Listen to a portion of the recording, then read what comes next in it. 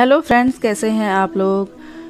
आज जो मैं कहानी लेके आई हूँ फ्रेंड्स, ये बहुत ही मार्मिक कहानी है, दिल को छू जाने वाली कहानी है। इसे सुनकर आपकी आंखें ज़रूर भर आएंगी।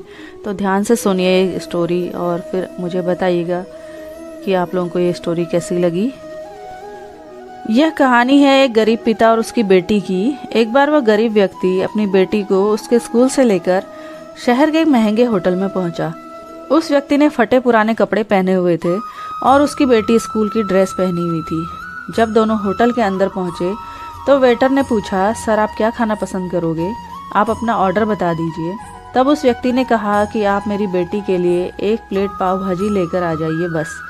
वेटर ने कहा, सर आप कुछ नहीं लेंगे, आपके लिए भी कुछ लेकर आऊं? तो गरीब व्यक्ति ने कहा, मेरे लिए कुछ नहीं, आज मेरी बेटी के लिए पार्टी है।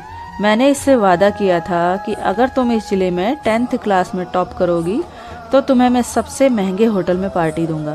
तो आप सिर्फ मेरे बच्चे के लिए पाव भाजी ले आइए। वेटर ये बात सुनकर दौड़कर अपने मालिक के पास गया और बोला कि सर आपसे एक छोटी सी रिक्वेस्ट है कि आप मेरी सैलरी से पैसा काट लेना, लेकिन आज मैं चाहता हूँ कि उस बच्ची के साथ उसके पिता को भी 1 प्लेट पाव भाजी खिलाई जाए, क्योंकि उस बच्ची ने पूरे ज़िले में 10th क्लास में टॉप किया है। वह गरीब पिता है, ज़्यादा पैसे नहीं होंगे, इसीलिए कह रहा है कि सिर्फ बच्ची के लिए ले आओ। होटल के मालिक ने जब ये बात सुनी तो मुस्कुराते हुए बोला, तुम उसके पिता के लिए भी पाव भाजी लेकर जाओ, उसके लिए भी लेकर जाओ, पैसे मत लेना। 4-5 पाव भाजी पैक करवा कर ले जाओ और 2-3 किलो मिठाई भी लेकर जाओ और उनसे कहना ये पार्टी होटल की तरफ से है, आप ये मिठाई ले जाइए और जश्न मनाइए। जब वेटर 2 प्लेट पाव भाजी लेकर गया तो वह व्यक्ति चौंक गया और बोला, मैंने तो 1 ही मंगाई थी, मेरे पास पैसे नहीं हैं। वेटर बोला, अरे सर शर्मिंदा मत कीजिए, ये पार्टी होटल की तरफ से है, आपकी बेटी के लिए।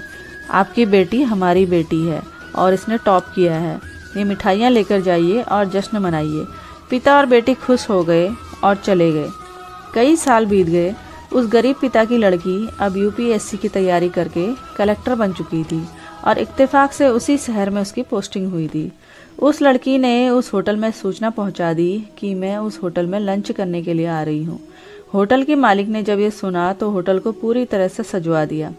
गांव में ये बात पूरी तरह फैल गई और कस्बे के सभी लोग उसे देखने के लिए आने लगे।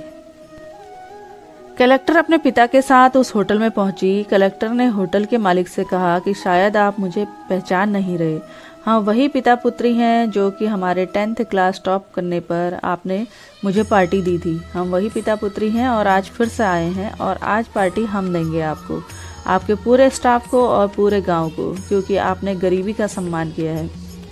आपने उस दिन जो पार्टी दी थी मुझे बताया कि मुझे कितनी और ऊंचाई तक पहुंचना है, कितनी और बड़ी मंजिल को छूना है।